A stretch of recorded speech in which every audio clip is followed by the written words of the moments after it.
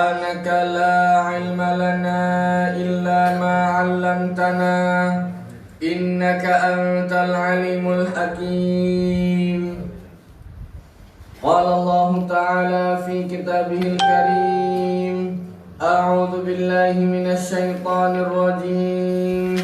بسم الله الرحمن الرحيم. فأقم وجهك للدين القيم من قبل أن يأتي يوم لا مرد له من الله يومئذ يصدعون من كفر فعليه كفره ومن عمل صالحا فلأنفسهم يمهدون ليجزي الذين آمنوا وعملوا الصالحات من فضله إنه لا يحب الكافرين. ومن آياته أن يرسل الرياح مبشرات وليذيقهم من رحمته ولتجزي الفلك بأمره ولتبتغوا من فضله ولعلكم تشكرون. ولقد أرسلنا من قبلك رسلا إلى قومهم فجاءوهم بالبينات فانتقمنا من الذين أجرموا وكان حقا علينا نصر المؤمنين. Sadaqallahul azim. Setelah Allah Subhanahu wa Ta'ala menjelaskan kepada kita semuanya ada usaha manusia di dalam perusakan alam, maka Allah Ta'ala menjelaskan dhaharal fasadu fil barri wal bahri bima kasabat aydin nas. Sesungguhnya telah nampak kerusakan di muka bumi, di daratan dan di lautan bima kasabat aydin nas, karena ulah manusia. Maka Allah Ta'ala menjelaskan kalau seandainya ada apa-apanya, maka kata Allah Ta'ala liyudhiqahum ba'dalladzi amilu, agar mereka merasakan sebagian dari yang telah mereka lakukan. Jadi kemudian adanya bencana, adanya terkadang Allah Ta'ala memberikan ada musibah kepada suatu daerah, itu terkadang karena perbuatan mereka sendiri. Tidak semua. Kadang-kadang ada dari perbuatan mereka, ada kadang-kadang memang dijadikan oleh Allah Ta'ala cobaan. Maka pernah terjadi di Madinah pernah terjadi gempa. Maka Sayyidina Ali langsung khutbah di depan manusia, ayuhan nas, wahai semua manusia, tubu ilallah, tobatlah semua kalian kepada Allah Ta'ala. Ini bencana bisa terjadi karena ulah dari kalian, karena maksiat dari kalian. Kalau kalian tidak mau berhenti dari dosa, maka Umar yang akan pindah dari sini. Tobat kabeh langsung, udah langsung kabeh full.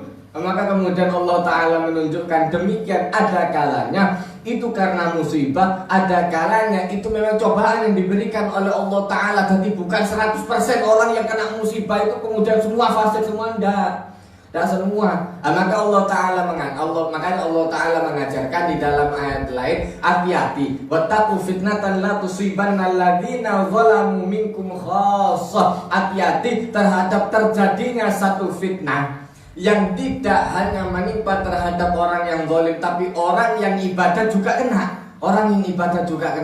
Maka kemudian saringannya, modelnya terkadang itu terserah caranya Allah Ta'ala. Model saringannya terserah caranya Allah Ta'ala. Kadang-kadang yo kena pisan. Yo rumahnya orang alim juga ya kena banjir pisan. Orang alim luar biasa. Kemudian ada banjir, kena juga rumahnya. Berarti orang fasik juga, bukan seperti itu caranya. Maka kemudian Allah Ta'ala menunjukkan ada di antara mereka yang liyudhiqahum ba'dalladzi amilu, untuk menunjukkan bahwasanya ini yang dulu mereka lakukan. Wala'allahum, maka Allah Ta'ala menjelaskan la'allahum yarji'un, mudah-mudahan dengan itu mereka kembali. Kemudian di dalam ayat 43 Allah Ta'ala menjelaskan fa'aqim wajhaka lid-dinil qayyim. Maka dengan kejadian yang seperti itu, setelah Anda melihat alam, kemudian Allah Ta'ala mengajarkan fa'aqim wajhaka, maka tegakkan wajah Anda, luruskan niat Anda untuk agama yang qayyim, yang lurus.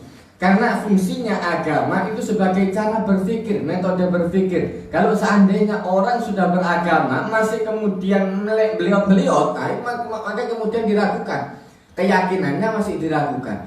Dan itu dalam semua agama ada, dalam semua agama ada. Ketika orang mendalami agama, mesti dilihat sama orang. Makanya kemudian baik-baiklah kepada tetangga Anda, baik-baiklah kepada orang-orang di sekitar Anda. Makanya kata Rasul sallallahu alaihi wasallam, "Man kana yu'minu billahi wal yaumil akhir." Barang siapa yang beriman kepada Allah Ta'ala dan hari akhir, ada yang falyukrim dhaifahu falyukrim jarahu. Kemudian dalam riwayat yang lain modelnya seperti itu. Kenapa kok tetangga? Karena orang-orang tidak melihat kitab Anda. Orang lain, non-muslim itu tidak melihat kitab Anda. Mereka melihat Anda. Mereka melihat Anda. Jadilah contoh yang baik sebagai orang Islam. Jangan menunjukkan, wah ini orang Islam itu orang sing maling. Oh itu orang Islam sing maling. Ya, di negara mayoritas Islam sing nyolong mau Islam. Tapi di negara mayoritas non-muslim sing nyolong ya non-muslim kan ngono. Maka Anda itu menjadi figur yang dilihat oleh orang. Makanya kemudian ketika Siti Aisyah ditanya oleh salah seorang sahabat bagaimana akhlak Rasul sallallahu alaihi wasallam, maka dijawab oleh Siti Aisyah, kana khuluquhu Quran. Akhlaknya Rasulullah Al-Quran. Qadul Quran yaitu Rasulullah. Yaitu sama seperti Rasulullah. Jadilah contoh yang model seperti itu. Jadi Anda dihormati sama orang lain ketika Anda menjalankan apa yang telah diajarkan oleh Allah Ta'ala, meluruskan niat Anda, maka Anda akan dihormati oleh orang lain. Kenapa? Sudah menunjukkan interpretasi Al-Quran sono nanggon. Modelnya itu sama seperti Anda.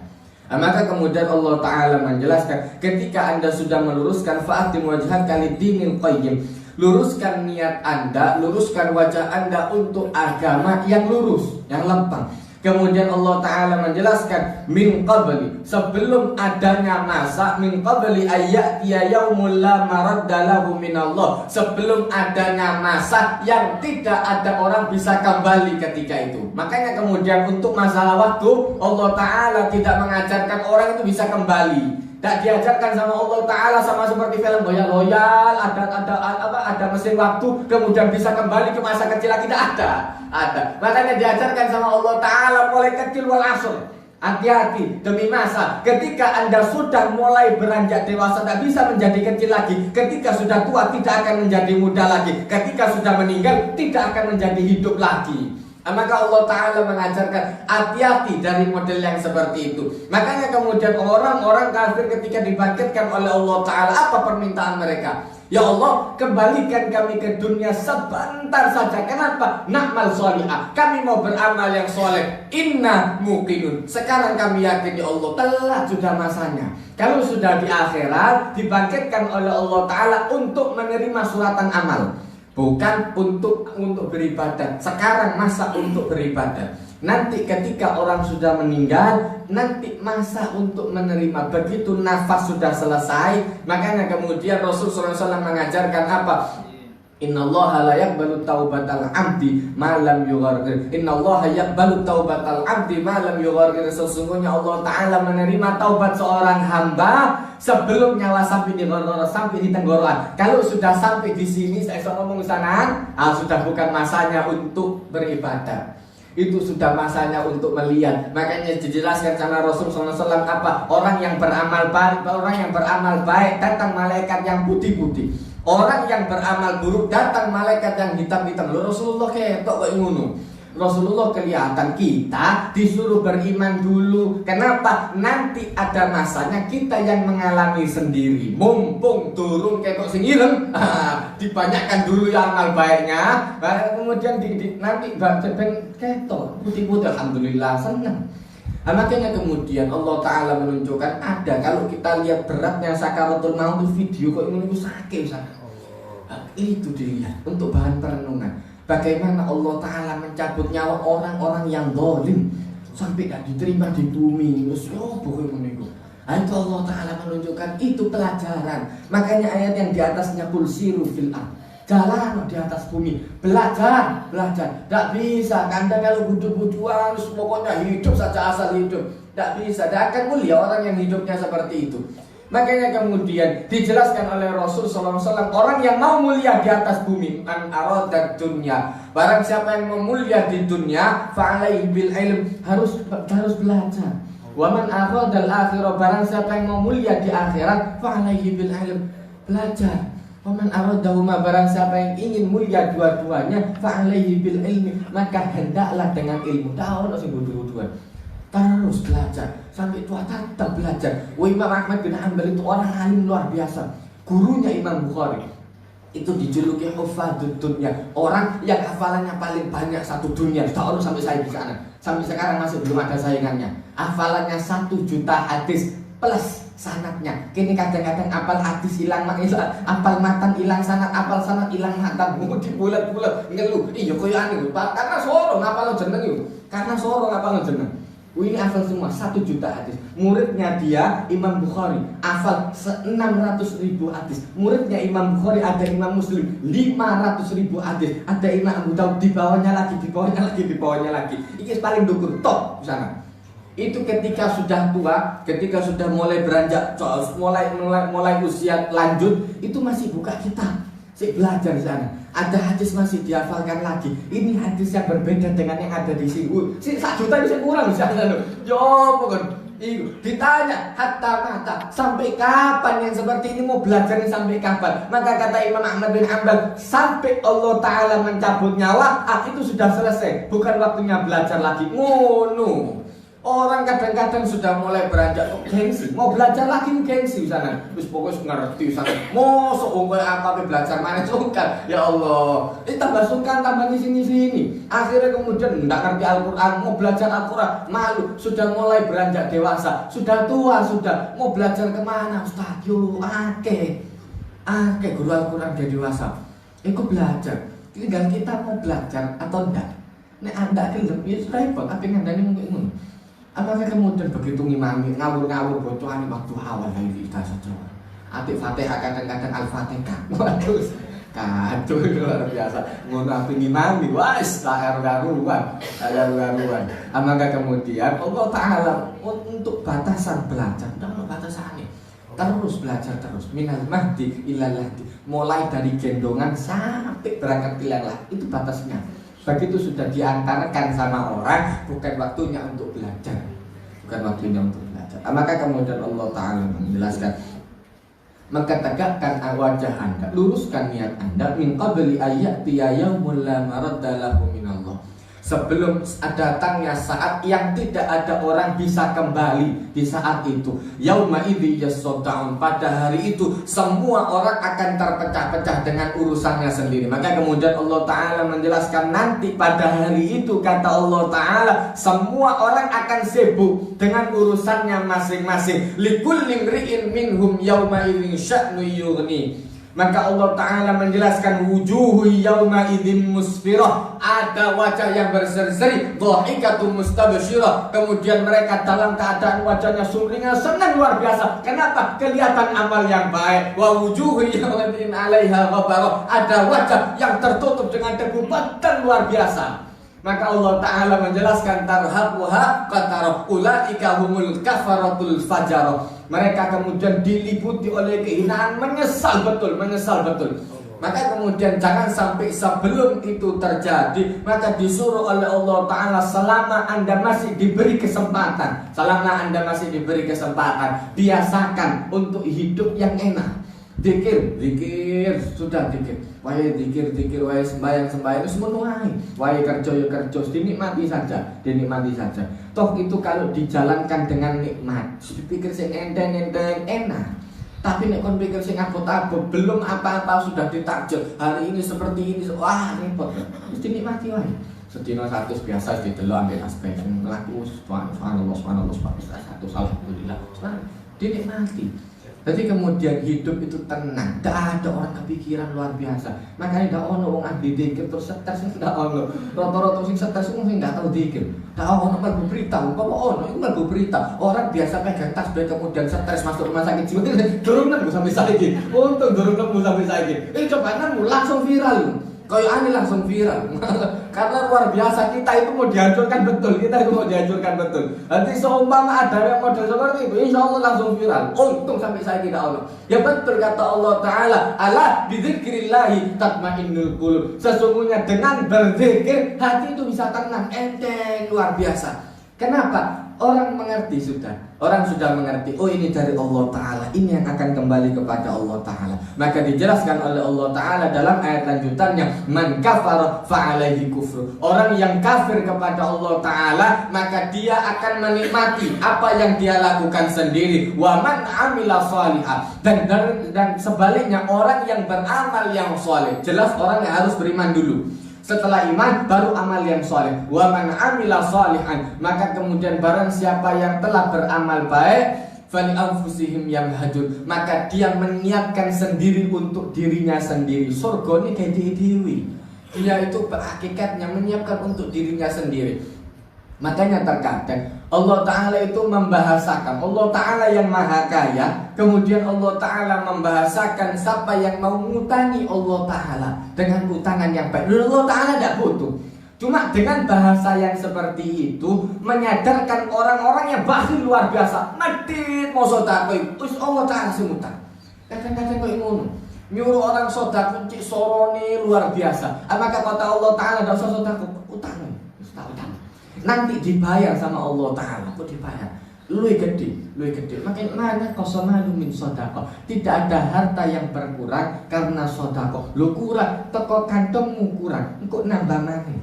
Karena hitungan Anda berkurang itu berdasarkan uang yang telah Anda pegang. Itu salah. Toh rezeki kita dari mulai kecil sampai dewasa sing nang kantong iki mlebu manik. Jadi jangan kemudian, makanya yang gawat kata seorang alim, yang gawat itu bukan perahu jalan di atas air. Yang gawat kalau air ada di atas perahu itu gawat. Begitu orang jalan terus orang sugih tidak ada masalah. Yang gawat ketika orang sudah kedunian, hatta melarat. Dan kemudian sugih tok lu penyakit seperti itu menghindar kepada orang yang sugih, enggak. Sampai melarat orang sing model kayak ngono, pelit luar biasa. Untuk model ati masalah duit-duitan langsung nyingkir ya Allah. Wis ana urunan, ada sumbangan ayo karena podo-podo ndak duwene dadi kita sumbangan. Ape berangkat nang daerah iki, mobil urunan. Lu banyak nyingkir ya. Kadang lo gratis lo utang oh lo hatta medit tapi itu penyakit orang sugih tok ngono atau penyakit melarat ono. Penyakitnya orang melarat juga ada seperti itu. Apakah kemudian Allah Ta'ala menunjukkan yang gawat ketika di dalam hati itu ada dunia, itu repot dulu. Caket kan gini, lu salah, itu kan namanya berkurang dari kantong kita keluar. Lagi di sini kan harus metu di sana. Kok mari kerja oleh mana? Kok mari metu mana kayak mangan?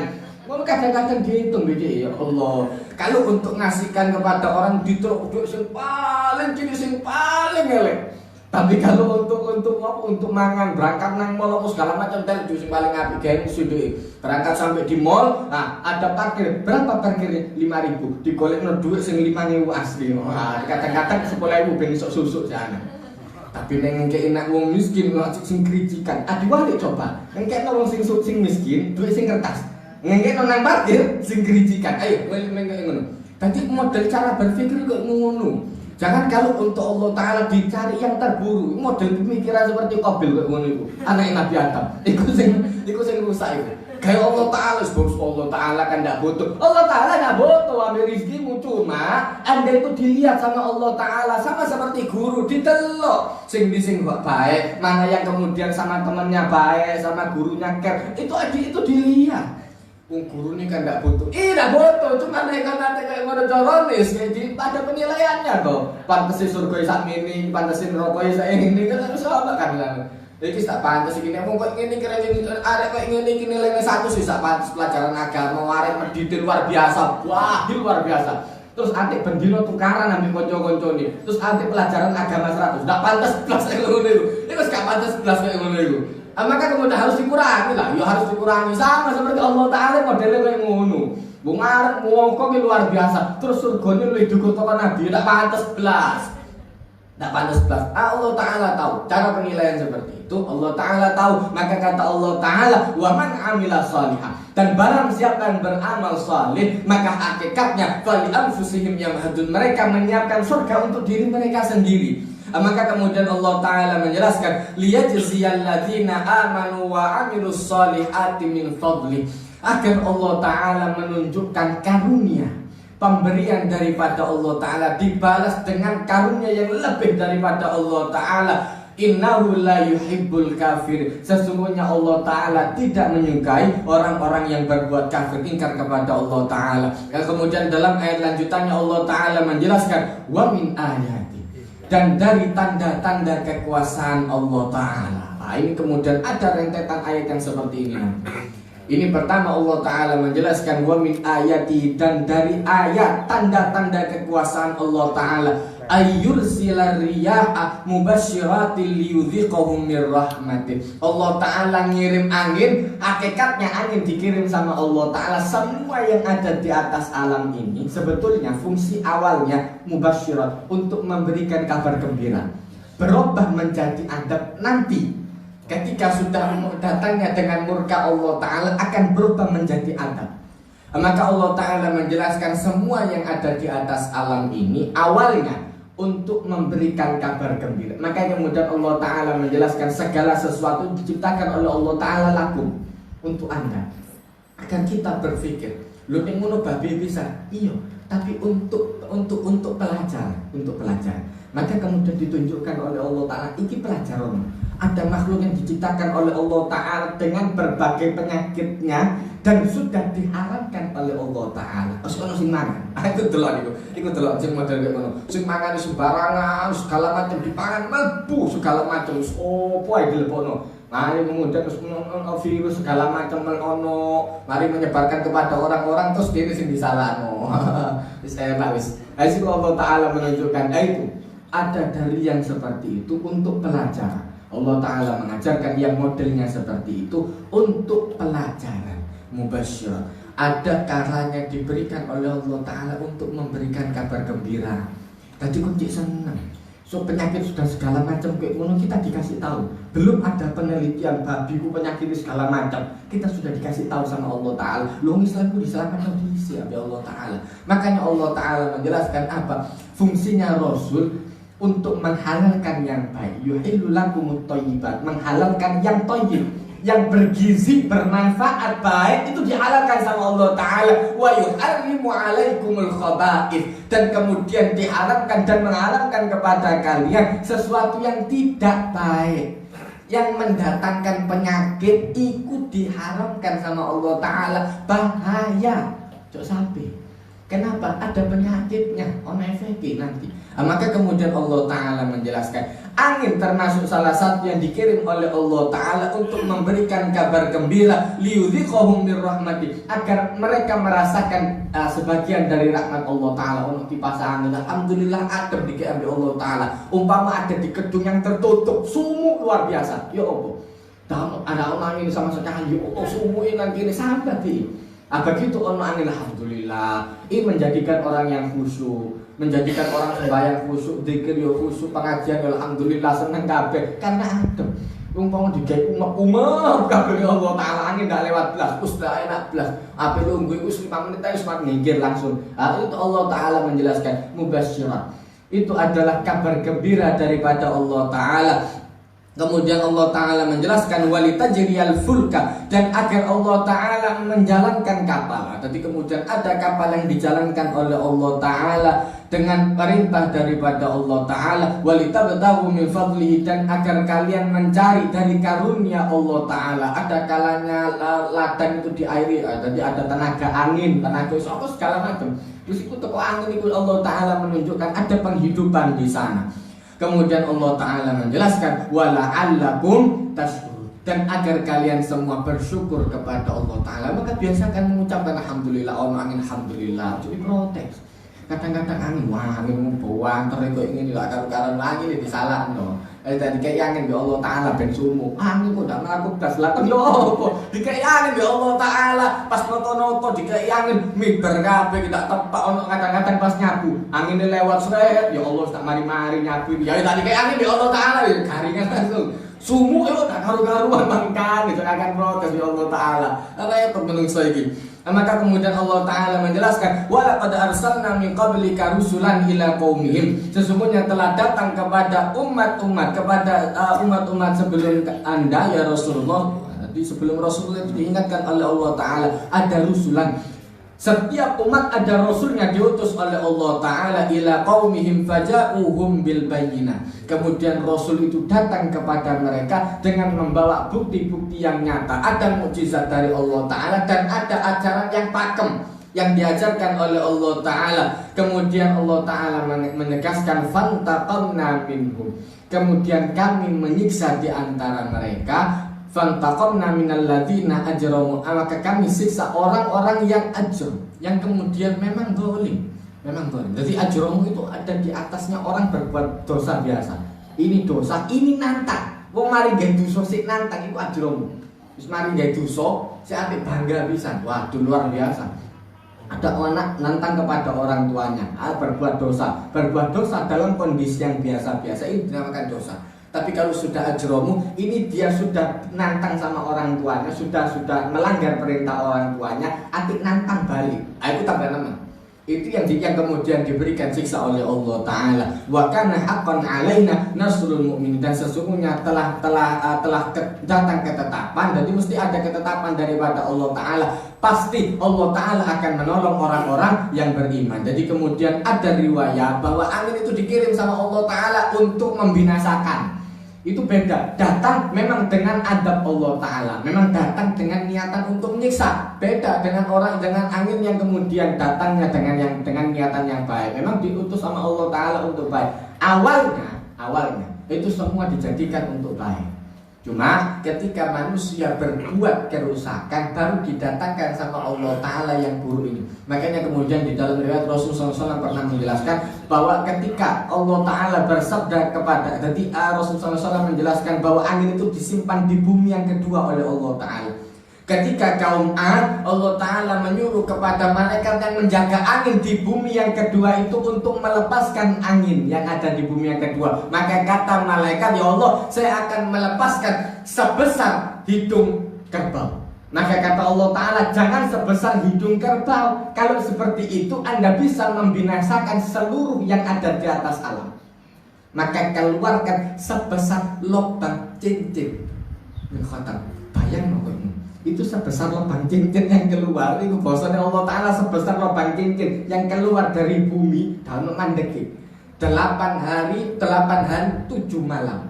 Habis semua orang-orang yang ada di sana. Itu sebesar lubang cincin. Wah, bayangkan kalau sebetulnya itu riwayat, kalau betul itu sebesar, waduh, ati lebih gede mana golongannya. Wah, 11 kabeh. Untung cuma sakmono, cuma segitu saja itu bisa mengadab satu kaum. Dan tidak soro kayak Allah Ta'ala. Enteng. Untuk yang seperti itu enteng. Mudah-mudahan bermanfaat. Barakallahu li wa lakum fil Qur'anil azim.